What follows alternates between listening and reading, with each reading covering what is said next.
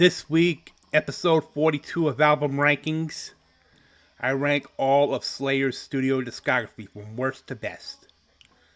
Slayer is an American thrash metal act from Huntington Park, California, formed in 1981. The quartet was comprised of Kerry King, Jeff Hanneman, Tom Araya, and Dave Lombardo. Their fast and aggressive musical style made them one of the big four of the thrash metal genre, alongside fellow Cali thrash bands Metallica and Megadeth, and a thrash metal vibesome from New York called Anthrax.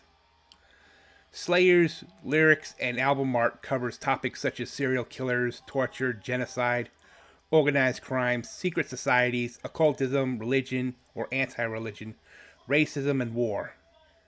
Have generated album bans, delays, lawsuits, and criticism from religious groups. However, its music has been highly influential, being cited by many bands as an influence lyrically, musically, and visually. When you're done watching this video, you can watch previous album rankings videos, as the playlist is in the description box. If I had to pick one Slayer album which had to be their worst, is 1998's Diabolus in Musica. This is Latin for the devil in music. I don't know if they were experimenting at the time, but they fell into that trend of going to a more nu metal and groove metal style.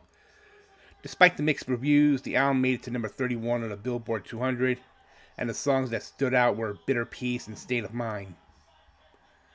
Not the best way to go. They should stick to their thrash roots, folks. Next is Undisputed Attitude from 1996. A Slayer album filled with punk rock and hardcore punk covers. The one song that stood out is their one and only original song, which closes the album, by the way, a song called Gemini. Arguably their weakest album in the entire discography, despite the fact that it reached number 34 on the Billboard 200. Number 10, God Hates Us All from 2001.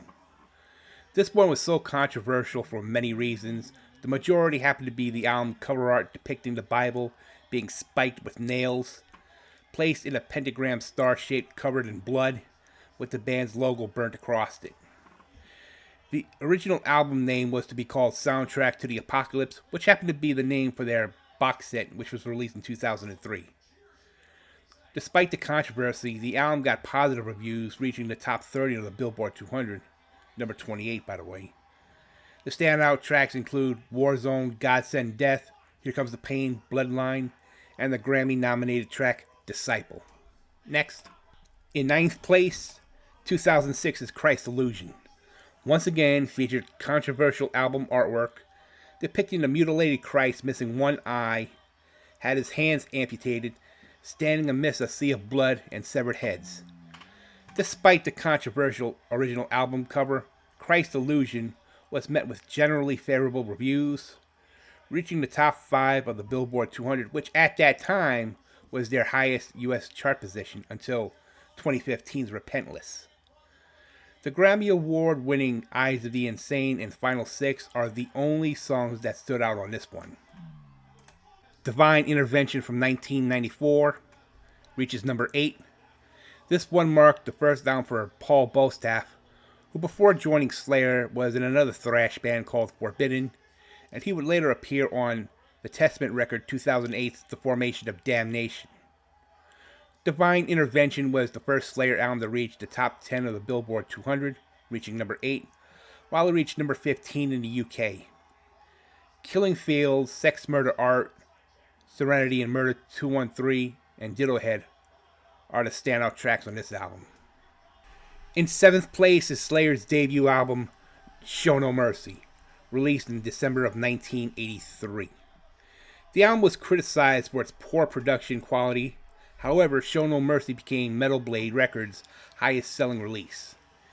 The album was self-financed, combining the savings of Tom Araya, who worked as a respiratory therapist before joining Slayer, and money that was borrowed from Kerry King's father. Evil Has No Boundaries, The Antichrist, Die by the Sword, Black Magic, and Show No Mercy are the only songs that stood out on this record. Number 6, World Painted Blood, Slayer's penultimate record released in 2009. It reached number 12 on the Billboard 200. Features the standout tracks Hate Worldwide and World Painted Blood. Both songs were nominated for a Grammy in back-to-back years, along with another standout track, Psychopathy Red. World Painted Blood was the album that ultimately brought me back to listening to Slayer. Despite the two controversial albums, God Hates Us All and Christ's Illusion, drove me away from them for a time or two, as this one generally got positive reviews from music critics. Very good, very decent Slayer album. In 5th place is South of Heaven, released in 1988. South of Heaven reached number 57 on the Billboard 200 and went gold in 1992. The album features the standout tracks like South of Heaven, Silent Scream, Live Undead, and Mandatory Suicide. A good album, but not as great as Rain and Blood in my opinion. In 4th place is Hell Awaits, Slayer's second outing, released in 1985. The lyrical themes are all about hell and Satan. If you listen to the intro to Hell Awaits, someone with a demonic voice was saying join a spell backwards, or chanting join a spell backwards. Hell Awaits and At Dawn They Sleep are the only songs that stood out on this record. Next. In 3rd place is Slayer's final record to date, Repentless, released in 2015. This album was Slayer's magnum opus, as this album reached number 4 on the Billboard 200, while in other Billboard charts categories, the album went to either 2 or number 1, and it reached number 1 in Germany. This album was bittersweet because of two reasons. 2 years prior to Repentless being released, Dave Lombardo was fired from the band and was once again replaced by Paul Bostaph, while founding member Jeff Hanneman passed away due to liver failure. He was replaced by Exodus member Gary Holt. Almost every song on this record stood out, but the music videos for Repentless, You Against You, and Pride and Prejudice stood out the most. I also like the tracks Cast the First Stone, Implode, and When the Stillness Comes. The runner-up is Slayer's third release, Rain and Blood, the first for Rick Rubin's record label, which came out in 1986. Rain and Blood is the first Slayer album to reach the Billboard 200 at number 94 and went gold in late 1992. The entire album is less than a half hour long and features the standout tracks like Angel of Death, Post-Mortem, Criminally Insane, and of course, Raining Blood. This is one hell of a runner-up in my eyes. But Seasons in the Abyss from 1990 is arguably the best Slayer album in the band's entire discography. Peaking at number 40 on the Billboard 200 and later certified gold, Seasons in the Abyss by far was Slayer at the height of their popularity, with such tracks like War Ensemble, Dead Skin Mask, Skeletons of Society, Spirit in Black, Expendable Youth, and of course the title track, which was what got me sold on Slayer to begin with. Also check out the cool music video for Seasons in the Abyss. That was wicked.